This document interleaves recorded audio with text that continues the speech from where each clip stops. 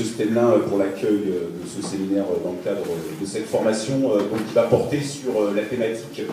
de l'évaluation bienveillante et exigeante par le numérique. Alors simplement un élément de contexte et ensuite je donnerai la parole à Christine. Ce séminaire arrive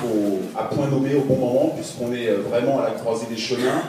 entre l'accompagnement de nos enseignants sur le numérique éducatif et depuis la rentrée de septembre 2017, la mise en place ou la constitution d'un groupe de formateurs académiques qui travaille sur la thématique de l'évaluation et nous intervenons depuis la rentrée dans le cadre de formation d'initiatives locales sur la thématique de l'évaluation et beaucoup de demandes qui remontent du terrain nous posent la question effectivement de l'évaluation bienveillante, de la différenciation pédagogique, on y reviendra tout à l'heure. Donc vraiment un séminaire qui tombe à point nommé. Voilà. C'est vrai que l'académie vraiment est dans des actions qui nous amènent à être énormément dans une dimension d'accompagnement et d'accompagner une forme de mouvement, de réquestionnement des pratiques pédagogiques qui sont actuellement au cœur des classes. Alors ce séminaire s'inscrit dans un premier travail qui est un travail dans le cadre d'un projet européen que nous avons au niveau de l'académie qui est sur l'axe persévérance scolaire et numérique, où l'Académie a fait le pari,